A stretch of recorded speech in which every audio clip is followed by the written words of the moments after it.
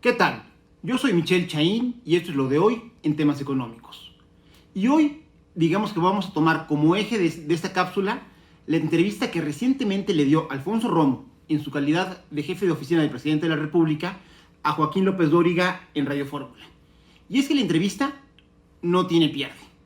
Se nos pinta, digamos, que de pies a cabeza, muchas de las contradicciones y muchas de las cosas que económicamente han sido muy perjudiciales para el país, del régimen de la autollamada 4T y desde luego de la administración del presidente López Obrador.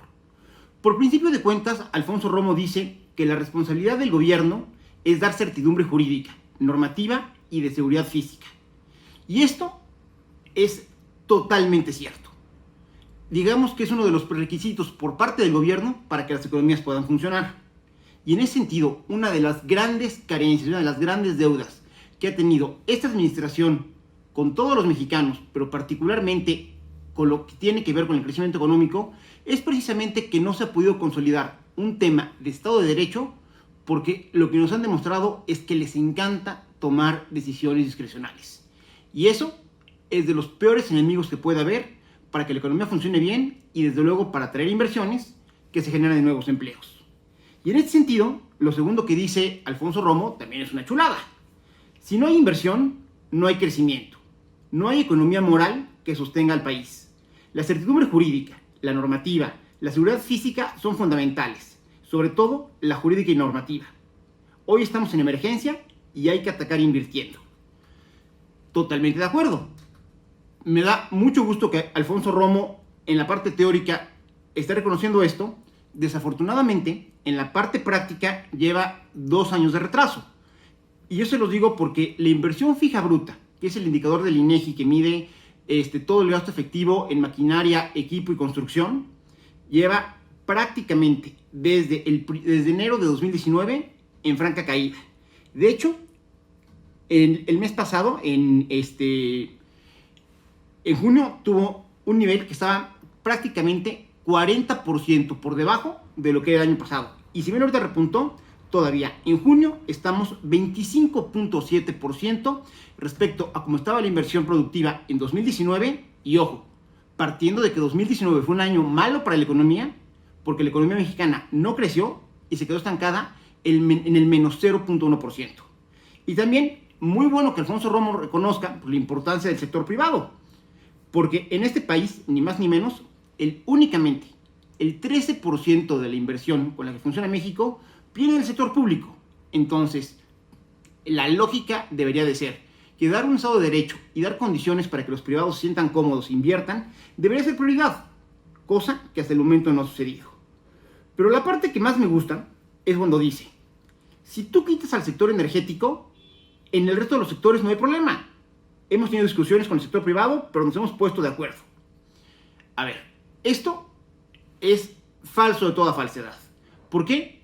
Porque de hecho la crisis de confianza que azota a la economía mexicana comenzó en un sector y por una decisión ajena al sector energético. Si hacemos memoria, esto se detona a raíz de la cancelación arbitraria a través de una consulta totalmente irregular, cuando el presidente López Obrador todavía estaba en su calidad de presidente electo, y es la cancelación del nuevo aeropuerto de la Ciudad de México en Texcoco.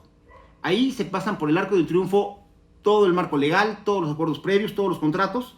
Se cancela una obra que tenía todos los permisos, que ya estaba avanzada y que era prioritaria para el país, además de estratégica, y esto generó muchísimo nerviosismo a los inversionistas, tanto nacionales como extranjeros. Y el tema se agrava porque a raíz de esto han venido otras decisiones, algunas que tienen que ver con el sector energético y otras que no, que han sido exactamente igual de irregulares. Y en ese sentido, pues no olvidar el tema de Constellation Brands, que es otra inversión, en este caso una cervecera, que tenía todos los permisos, que la obra estaba avanzada, pero que de repente, con una consulta nuevamente fuera de cualquier reglamentación, se toma como pretexto para poderla cancelar.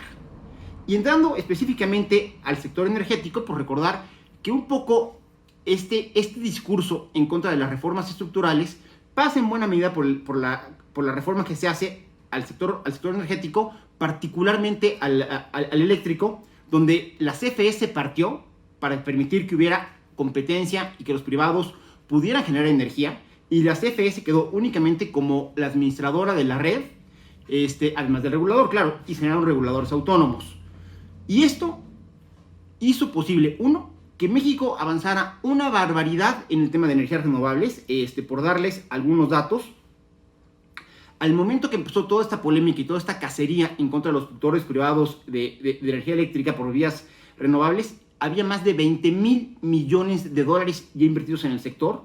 En los últimos 7 años, México pasó de generar 70 megawatts hora por energías renovables en el país a tener una producción de 5,700 megawatts horas, y del mismo modo, en los últimos 7 años, es más, hace 7 años están instalando las primeras 2 centrales eléctricas renovables.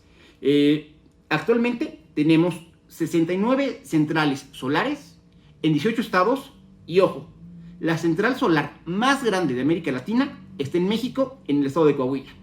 Y al momento que empezó la polémica y este intento de contrarreforma eléctrica, había en proceso proyectos para generar nuevas centrales solares por cerca de 8,000 millones de dólares adicionales. En este sentido, decirles que la generación de electricidad vía energía renovable, ya sea fotovoltaica, que es la del sol, o eólica, que es la del viento, es mucho más eficiente y mucho más barato que las plantas de combustibles fósiles o de ciclo combinado que tiene la Comisión Federal de Electricidad. Más o menos el comparativo y el parámetro va a que si generar un megawatt en las grandes instalaciones de CFE te cuesta 120, el hacerlo vía energía eólica o fotovoltaica te anda por ahí de los $20, es decir, es 6 veces más barato. Y en ese sentido, esto iba muy de la mano con los compromisos que tiene México como parte de los objetivos del milenio y también de los acuerdos de París, para que logremos en el 2024 generar el 35% de la electricidad que consume México por energías limpias. Esto a mucha gente le suena fantasioso y me dicen que es casi romántico, y la verdad es que no. Dinamarca, por darles un ejemplo, genera hoy el 80% de la energía que consume vía fuentes renovables no contaminantes. Y algo parecido sucede en Nueva Zelanda, donde para el 2030 ya anunciaron que el 100% de su generación de energía va a ser por fuentes no renovables, no contaminantes. Y van a decir, bueno, por Nueva Zelanda está lejísimos y Dinamarca es Europa, pues aguas. Chile ya anunció el cierre de 8 carboeléctricas en 5 años y la desaparición total del carbón en su matriz energética para el 2040. México tiene mejores condiciones que Chile porque el 85% del territorio que tenemos en México es idóneo para la generación de energía vía fotovoltaico. Es decir, podemos ser una potencia, como lo fuimos en algún momento en otros temas, ahora podemos ser una potencia en el tema de generación de energía por fuentes renovables. Y paradójicamente, el gobierno federal va totalmente en el sentido contrario. Y va totalmente, además, generándonos pérdidas. Pemex, que este año, en el 2020, el presupuesto le dio 520,000 millones de pesos de gasto operativo, más 80,000 millones de pesos para capacitación, ha tenido pérdidas acumuladas en los primeros 6 meses del año por 606,000 millones de pesos. Es decir, no solo no le da al Estado mexicano, no nos da a los mexicanos, sino que nos está costando una barbaridad. Y hablando de CFE, pues hay balazos. En sus resultados al primer trimestre de 2020, CFE reportó pérdidas por 121,799.8 millones de pesos, lo cual es 9.5 veces más de lo que había perdido en 2019. 463.8% el aumento de sus necesidades de endeudamiento para su gasto operativo, y su reducción en ventas fue de 8.3%, es decir, de 8,583.3 millones de pesos. Estábamos mejor confiando en la capacidad, la innovación y la tecnología de una multitud de productores privados generando energía eléctrica no contaminante vía fuentes renovables, como es el caso de la luz solar y el viento, que confiando en estos grandes intentos de monopolios estatales que una y otra vez le han costado dinero a México. Yo soy Michel Chaín y seguiremos dando seguimiento al tema.